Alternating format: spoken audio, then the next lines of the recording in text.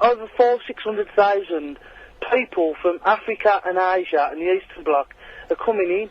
Now, if you do the maths on that, look, it won't even take 50 years to actually look how quickly things have changed in the last 10, 15 years. No, they do change very quickly, actually, Mick. Actually, despite... You're absolutely right. Despite our attitude, we say, oh, well, it'll all sort itself out in time. And time is quite short. I know, yeah. It's good to talk to you. Thanks very much. Thank you. Thanks for the call. Dave's in Liverpool. But we won't hold that against him. Hello, Dave. All right, mate. How you doing? All right, not too bad. Good. So what were we talking about? We're talking about the BBC, we're talking about you were talking Pope. about the Beeb, mate, and I was saying, well, basically everyone else is, absolutely slagging it off, but, surely the licence is worth the money, isn't it, mate? My view on it, hand on heart, is that they do so many repeats that we've already paid for these things, and now we're paying for them again. So why are we paying 3 or 4 times for something we've already paid for? Sometimes you've got to pay for a little bit of creativity, because, if... Say, everyone loves Fools and Horses, don't they, mate? But, not anymore. God, blimey, not again. Fools and Horses will never even have existed on a commercial channel, because it would have been dropped after the first series, wouldn't it? Would they? Oh, yeah, because it had very poor viewing figures. I don't think the first ones the first series was anywhere near as good as the subsequent ones. But the thing about the Beeb is the fact that it gives new comedy series and new dramas. It gives them a little bit of chance. It gives them a sense. Yeah, but we're talking about low budget events, aren't we? I mean, if you've got stand-up comedy on the television or something, I mean, it's not expensive. Well, yeah, you see, mate. But you can't argue with the Beeb, can you? It's been here since day one. Well, I don't know. It's fancy, isn't it? Thanks for the call. Thanks, Dave. Stuart's in Stanmore. Hello, Stuart. Hello, Stuart. Hello there, Mike. Pay attention. Okay, it's just... Because I'm moving a bit crisply, Are you? Oh. What flavour crisp? What would I want? You're moving crisply. I had some crisps the other day. What are they called? I know the ones, the kettle crisps. Right. Talk about kettles. You were asking, Pauline wanted a nickname, and I've come up with a magnificent nickname for her, the Martian, or the creature from the Blue Lagoon. Because I think I've let the secret out now, that when Pauline comes on, you have to put her through a special scrambler, so everybody thinks she's speaking English. There's something deeply disturbed about some of the conversations you and I have. That's why we make lovely broadcasting companions, as opposed to lousy broadcasting companions. What are your plans for the weekend? Some of us have to work for a living. So it's out with the kebabs, then? Yes, work, then come home to the radio. Same as every day. Yes. Since I haven't found any decent midnight encounters... Oh dear. It's very funny, actually. I remember that when someone mentioned it earlier on. They didn't name it. It's one of those unusual pieces of broadcasting. No one else has tried it, have they, really? No, well... Not apart from gimmicky. No one's actually tried it. No one's ever tried it as a successful piece of broadcasting. Actually, I went to the first wedding from that show. Did you? I did. And I went, and the company I was working for supplied a Jaguar and a driver, and we also took the head of public relations. Did they ask the BBC to televise and pay for it all else? The BBC wasn't for the BBC. It was an independent. If it was, the BBC could have paid for it all else for the licence fee. I don't know. No, it wasn't. It wasn't a BBC thing. It was very much a commercial. Glad to hear it. Oh yeah, I've only ever done one gig. Well, 2 gigs. One for the BBC and one for a national BBC channel. But that was as a guest, so I didn't send an invoice. Well, as you know, personally speaking, for the past 30 years, I've only listened to commercial radio. Which is why you're the man you are. That's true, and I think this week, for my TV licence, I've recorded, 3 programmes? Really? Yes, on the BBC. So that's 10 quid each then? Exactly. Yeah, it's too much. Stuart, it's good to talk to you. You're a constant joy. He really is, actually. I'm Mike Allen. This is talkSPORT. If you'd like to be part of the programme, give me a call. Go on. Force yourself. 08704 20 20 20. You can use that number, can't you? Give me a call. We're talking about the BBC, we're talking about the Pope, we're talking about the Quran. I mean, this is all big stuff. 08704 20 20 20. I'm Mike Allen. This is talkSPORT.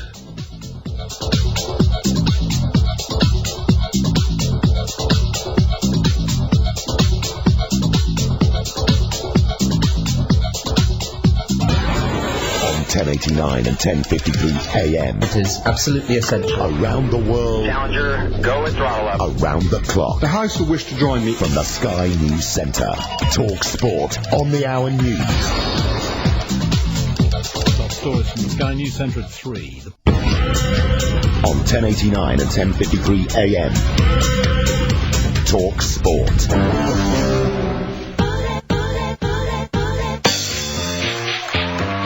I'm Lee Stoss. I'm Lee Stoss.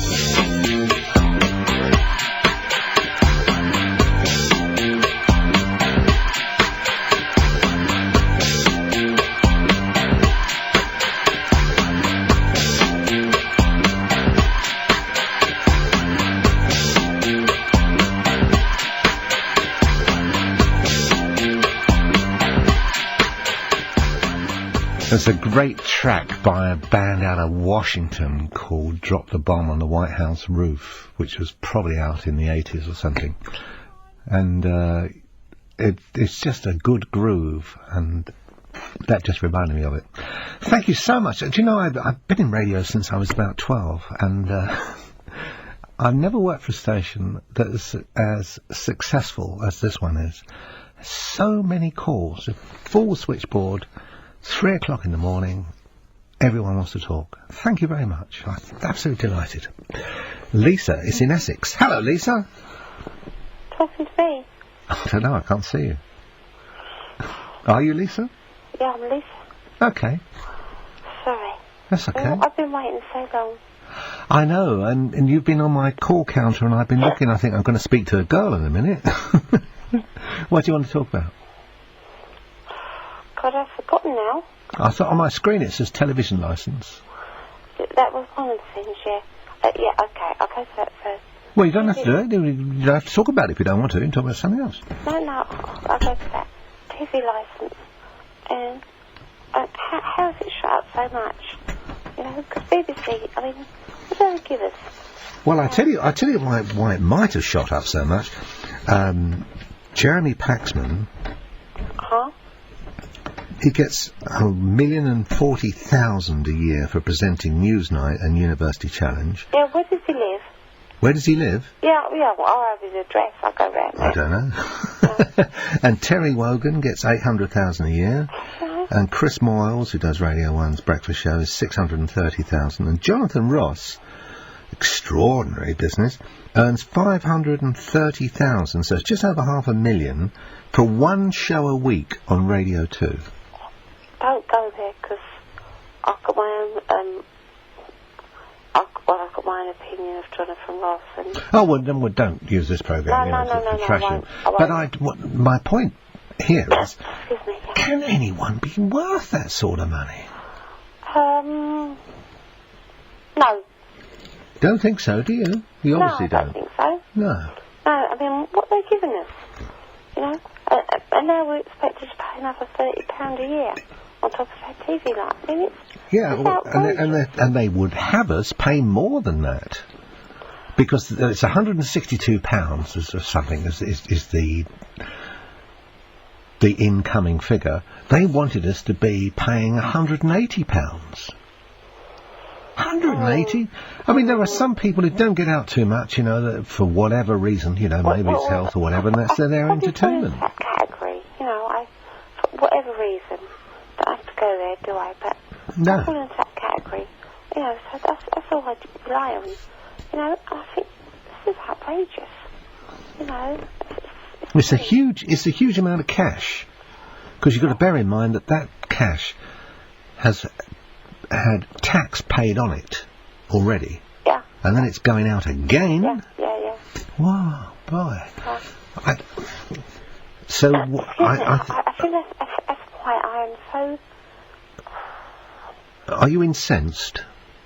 I'm putting it mildly. I'm putting it very mildly. I'm going to be polite. I'm putting it mildly. You know what I'd like to see? I'd like to see somebody bring out a TV that does not receive BBC. Wouldn't that be interesting? Wouldn't it be great? It'd be interesting, wouldn't it? Because I just wonder. Yeah. Because I was reading the paper and stuff, as everybody does, and I thought, what do I watch on BBC? It's hardly anything. Hardly anything. EastEnders? I don't know. I mean... No, I don't watch EastEnders. No. Very little, isn't it? No, not a lot, no. Give EastEnders their due. I mean, sorry, BBC One their due. They come out sometimes with some very good wildlife and... Oh, the wildlife stuff. Yes, I watched that. Fantastic. That Kate Humble, she's very good, isn't she? You know, she just removes the barrier between you and the screen. You know, she's very good. Yeah, absolutely brilliant. Yeah. That's what I like to watch. Hang on a minute. There's a voice from the back here. Turn yourself up. Come on, David. I think one of my all-time favourite programmes has to be Spooks. Really? Yeah. Right. Which is a fantastic programme. But it's only on for something like 10 episodes a year. Which doesn't I've never seen it. It's a fantastic programme. It starts. Have you seen it, Lisa? Lisa, have you seen it? No, to be honest with you, no, I haven't. No. You see... Spooks, did you say? Spooks. The best programme to ever grace the BBC network was 24. Oh, well, that was good. Something, then. I'm sorry, I haven't, no. Keith Sutherland was brilliant. Absolutely brilliant. All I'm saying is I'm incensed. I'm sure a lot of people are incensed. But suddenly, it's not jumped by £5 or £10. It's suddenly gone to £30. I mean... It's extraordinary, isn't it? If we work this rate up and give it some time frame in terms of months, this time next year we'll be talking about a £200 increase. Oh, well, I tell you what, you know when my TV's going, do you want it? No, I'm serious. I'm serious. You're not going to watch it, you're going to just trash it. Well, unless they come away, you know, where you can't receive the BBC, then, no, I'm not paying it. I suspect, Lisa, there's quite a chunk of the population who's having similar thoughts at the moment, saying, how badly do we need this? And the answer is, of course, we don't need it at all. Why am I not able, David, to hook up Mohammed, who's in Bradford? Why can't I get him up? Why can't I? Because he's not actually on a call to us. He's not? Who's he calling then? He's not calling. I've set him for a call back. Oh, I see. Would you like to talk to him? I'll get him up. No, it's okay. I'll speak to Jill, who's in Devon. Hello, Jill. Good morning. How are you? Oh, just waking up, listening to half asleep. You're half asleep? Yeah, but I'm woken up now. I'm with you now. Oh, great.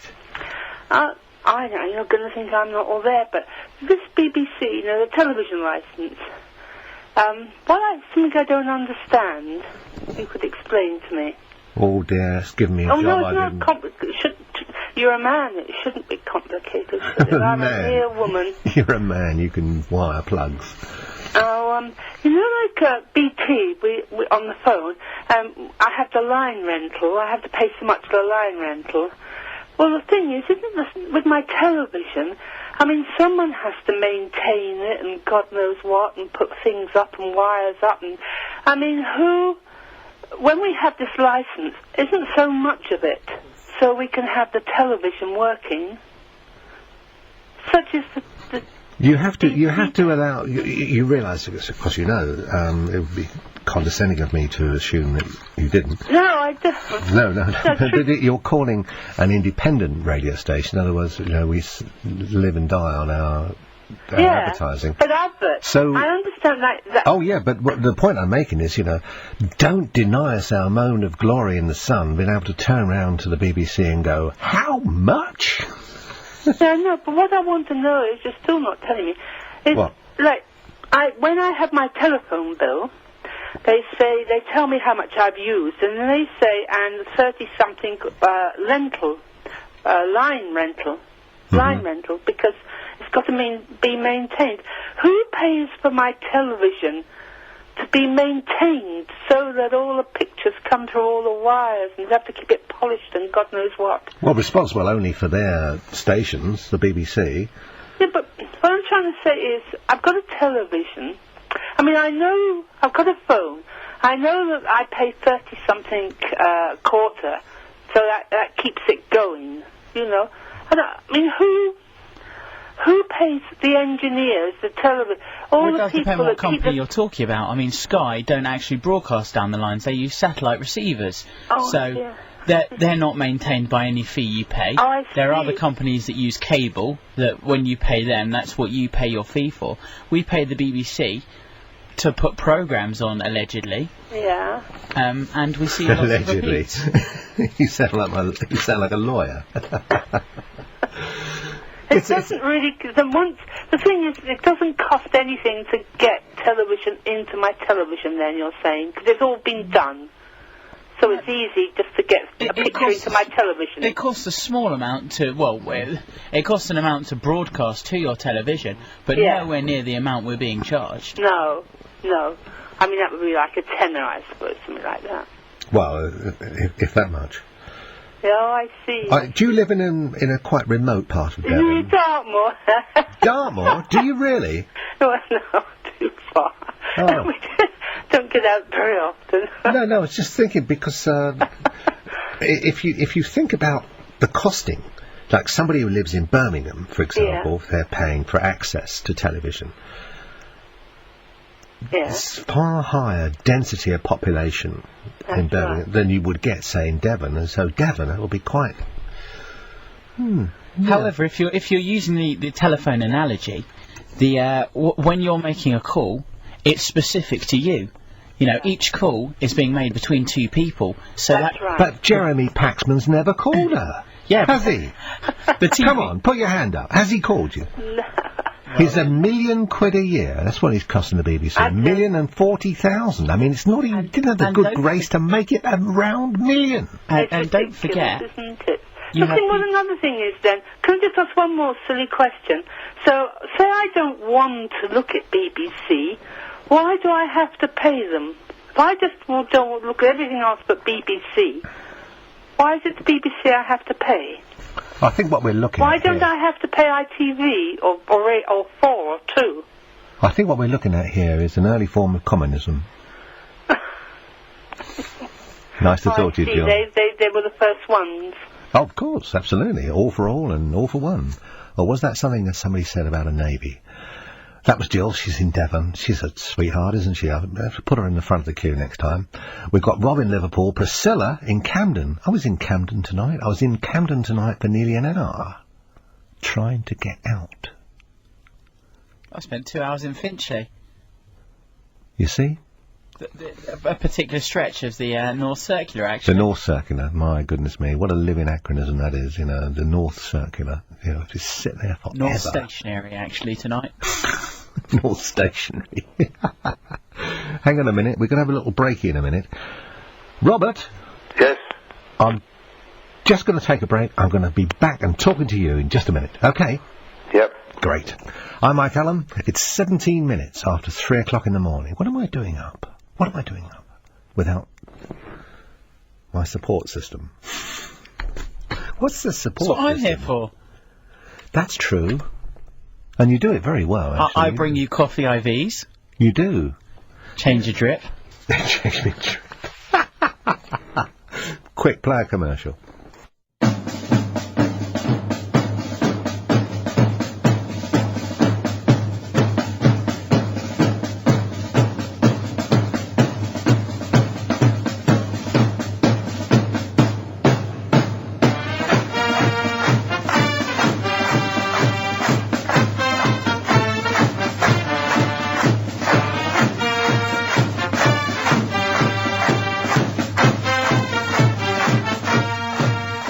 They don't write them like that anymore, do they? Thank God. I'm Mike Allen, this is TalkSport, 10:53, 10:89 a.m. My boss called me tonight. He said, I was standing outside the building I live in, and he called me, something was wrong with my mobile, it wouldn't have been a home phone, and he said, "You're all right, are you?" I said, "Yes." He said, he said, the consummate professional. I said, "Yes." "Why did you call?" He said, "Because you're not here." I said, "No, I'm waiting for the cab."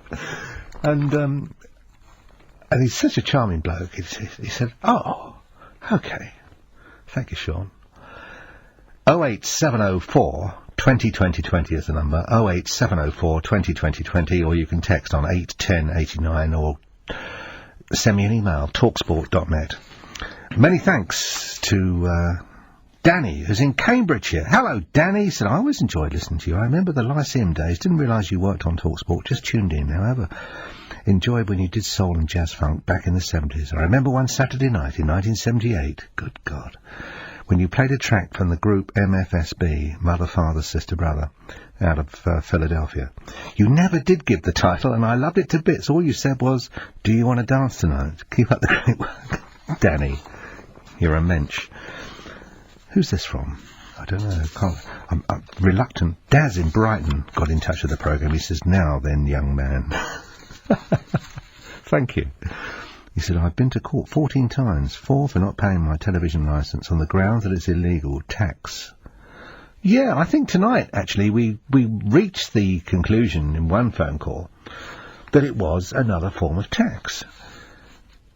So this goes on, actually. This is from Daz in Brighton. He said, I'm due before the beak again soon. Looking forward to it. They demand money with menace by threatening you with fines and prison. Criminals, the lot of them. There was an adjective I left out there, actually. I thought in the interest of decency. And, you know, I mean, Jonathan Ross can get £500,000 for a year for one show a week, you know, and expletives. So I thought, I'm not going to swear, because if I swear, I might price myself out of the job. Think about it. There's a logic to it. Robert's in Paisley. Hello, Robert. Good evening. I hope you didn't mind me having a little discourse off. Well, you were talking about the infallibility of the Pope, is that right? No, I wasn't. Believe it or not. The infallibility of the BBC? No. The question I was going to put to you was, you listening? Yep. Is the country condemns Tony Blair, right? Mm-hmm. And Gordon Brown done it.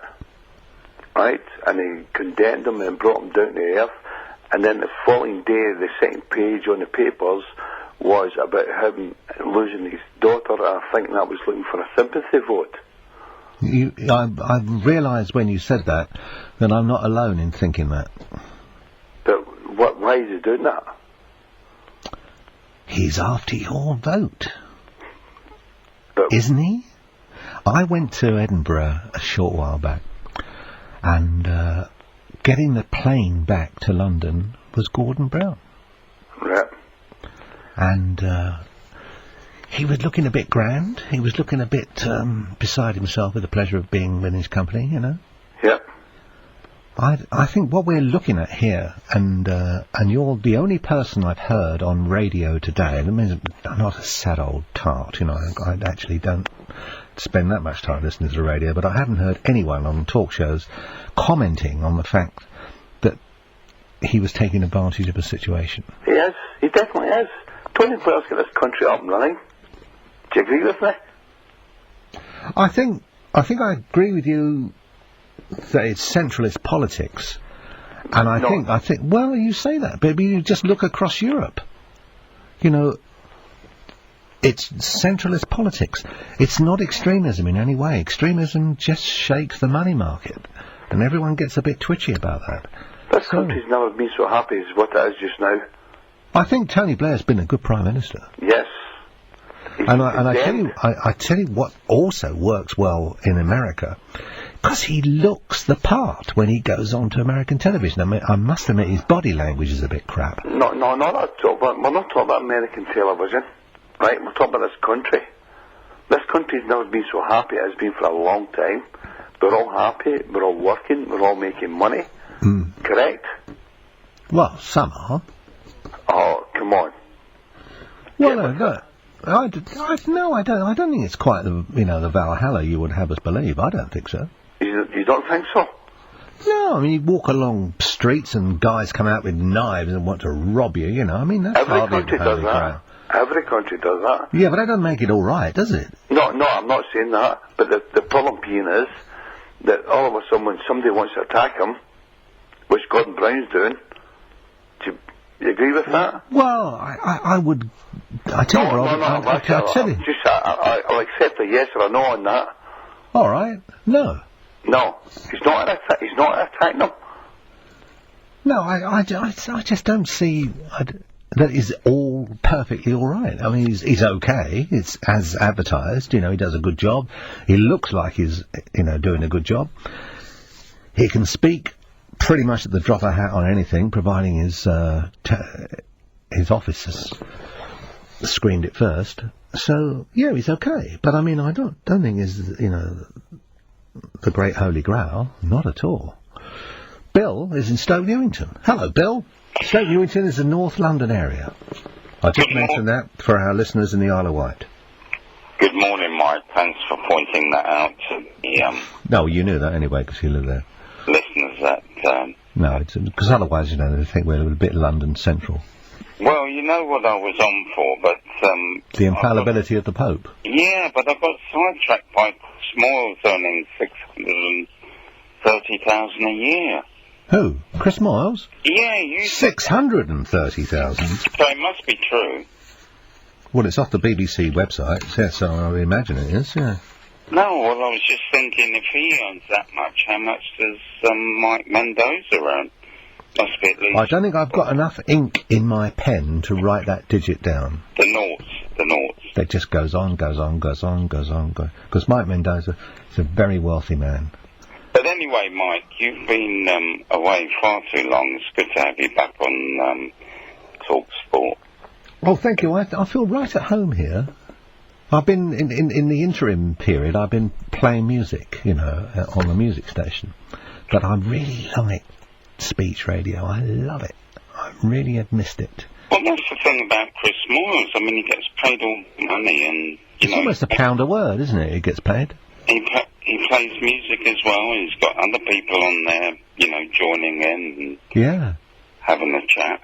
But I wonder how much they're on. Not as much as Mike Mendoza, probably. No. Somebody said to me that Mike has developed a banker's stoop. Because when he gets all the money at the end of the month, he puts it in his pockets and he can't stand up straight. Is that going to the bank or coming back from the bank?